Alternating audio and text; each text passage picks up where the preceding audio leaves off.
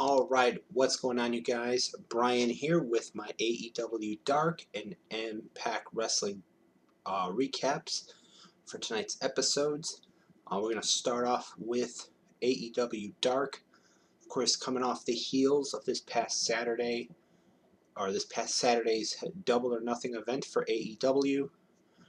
A slew of things will happened. We will find out the fallout tomorrow night on Dynamite.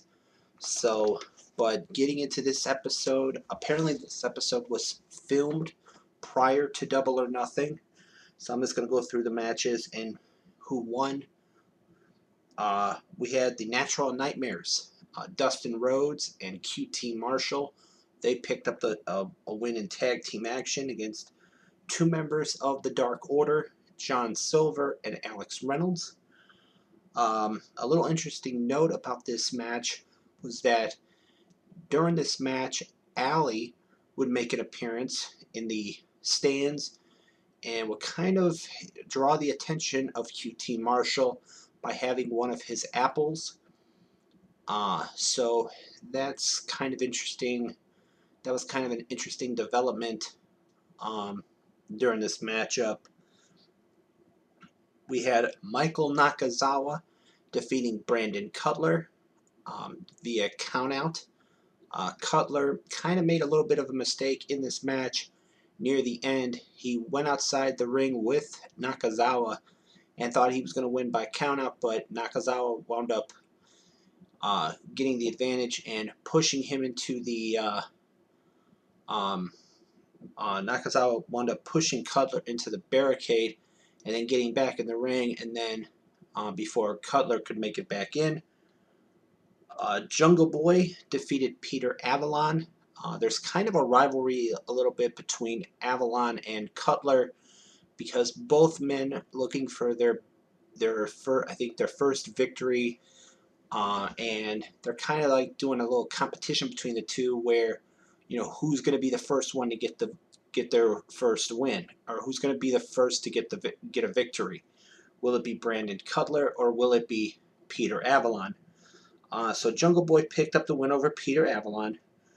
Christopher Daniels of SCU defeated Serpentico in one-on-one competition.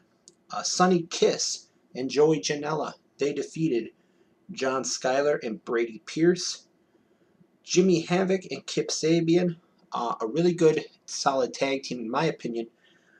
They defeated Tony Donati and Fabu Andre. Wardlow defeated Mr. Grimm in one-on-one competition. Colt Cabana defeated Lee Johnson. Lee Johnson looking for his first victory in AEW, but that did not happen on Dark, as Colt Cabana would pick up the win in that one. Penelope Ford, she defeated Kylan King. And in the main event, it was Best Friends defeating Alan Angels and Sean Dean in tag team action. Of course, Best Friends were victorious this past Saturday on the buy-in before Double or Nothing, defeating Private Party to remain #1 contenders to the AEW World Tag Team Championships, currently held by Hangman Adam Page and Kenny Omega. So Dark was okay. It was kind of a bit of a predicting of who was gonna win. There was no surprise of who was gonna win because in a lot of the matches. So we move on to Impact Wrestling. They had these two semifinal matches in the #1 Contenders Tournament for the Impact Wrestling World Championship. We started off with Ace Austin defeating Hernandez. Ace Austin defeated Rhino to advance to this semifinal, and Hernandez picked up a win over Madman Fulton in the first round to advance to the semifinals. So Ace Austin defeated Hernandez. We had a Chris Bay and Johnny Swinger segment, which would lead into the next match, or a little bit further down. We had the Diener family compound match build up for the tag team championships throughout this show. Of course, Cody Deaner and his tag team partner Wheels would team up to face the North for the tag team championships at the Diener family compound. And I'll get into that in just a moment. We heard from Michael Elgin ahead of his semifinal match, which was the main event, where he took on Trey. Chris Bay took on Cousin Jake. Chris Bay picked up the win in this one. Bay had Johnny Swinger in his corner. After the match, both men would proceed to beat down Cousin Jake until the X Division champion Willie Mack made the save. Of course, last week Willie Mack kind of suffered the same fate, where he was beat down by Bay, Chris Bay, and Johnny Swinger. We heard from Rohit Raju, who apparently does not have any more of the Desi Hit Squad in his corner. The interviewer asked him what's next for him after losing his first round match in the Impact Wrestling Championship #1 Contenders Tournament to Trey. He talked about how people, when they lose their championships or they lose opportunities, they get another opportunity in a match, and you know what's next. And then Chase Stevens of the Naturals came walking in, and Rohit basically challenged him to a match next week. So that's going to be that's a match signed for next week. Kimber Lee, she lost to Havoc in this match. She looked like she was going to use the brass knuckles on Havoc. However, Nevaeh, and she made the save and kind of cost. I believe she cost Havoc the match because she went after Kimber Lee.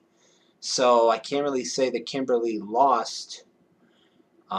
She defeated Havoc via disqualification because Nevaeh came out and made this went after her, and they had mentioned that there's some history between Havoc and Nevaeh. I don't know if they were tag team partners in the past, but a new partnership looks like it's forming between Nevaeh and Havoc in Impact Wrestling. So we had a Kylie Rae, Susie, Tasha Steelz, Kiera Hogan segment. Tasha Steelz and Kiera Hogan, who formed their partnership, I believe was last week. They were walking in a hallway. They bumped into Kylie Rae. They started, saying how rude Kylie Rae is. She thinks she's better because she beat both of them in separate one-on-one matches. Then all of a sudden, Susie comes out of a room.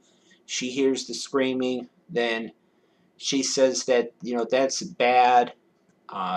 Then Tasha and Kiera, they go after Kylie Rae. Then they go after Tasha and Kiera go after Susie. This leads to a tag team match being signed for next week. Tasha Steelz and Kiera Hogan against Kylie Rae and Susie. Then we had an OVE and Joseph P. Ryan segment where Joseph P. Ryan asked Dave and Jay Christ to be in his corner for next week's match against Crazy Steve, or Not Well Steven, or Unwell Steven. So that's going to be a match that happens next week. Joseph P. Ryan versus Crazy Steve. Then we had the Cody Deaner and Wheels versus the North at the Deaner family compound. And if you did not see this one, please check this out. Check this one out because, we've seen WWE and AEW and even Impact Wrestling when Matt Hardy was with them do these kind of matches from other locations, and I thought it was great. I don't know what everybody else thought of it. I thought it was great. The The North are still the tag team champions. They had some help from a guy who they've been using in their not stints, but their skits that they've been doing where they've been defending their tag team championships against joke teams. So it was pretty entertaining. Wheels, that North thought that Wheels was the guy in the wheelchair. He was wound up being the referee. Then they had a woman coming out of one of those truck things that you would see on a farm, and they thought that was Wheels. But then all of a sudden, when the I believe it was Ethan Page started throwing toy cars around, Cody Deaner made it clear, oh, you shouldn't have done that because those cars belong to Wheels. And then you see you hear a rumble, and you basically see there's this big guy that comes in, and that is Wheels. So it was very entertaining. I thought it was really good. But the North are still the tag team champions. We had a Falaba, TJP, and the Rascals segment, setting up another match for next week, where the Rascals are going to take on Falaba and TJP. The Rascals and Moose had a segment where Moose told Trey that if he wins the tournament, he should just come after him and his TNA World Heavyweight Championship. Then we saw a promo for Deonna Purrazzo, the Virtuosa, who apparently is going to be making her debut in Impact Wrestling pretty soon. We had a segment involving Rosemary and Johnny Bravo, who I really do not know what to think of these segments with these two. They have something in common. They both know Taya, so that was pretty funny. And then in the main event, Michael Elgin lost to Trey in the semifinal match of the number one contenders tournament. Trey now moves on to next week to face Ace Austin in the finals, and the winner will become the number one contender to the Impact World Championship.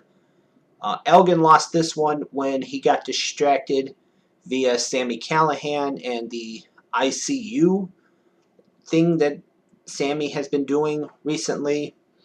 So obviously they're going to continue that feud with Sami and Michael Elgin. But overall, I thought it was a good episode of Impact this week. I enjoyed the Deaner family compound match between Cody Deaner and Wheels against the North. What else? That was pretty much it. I mean, I'm looking forward to see what happens next week. So with that being said, this has been my AEW Dark and Impact Wrestling recap for this week's episodes.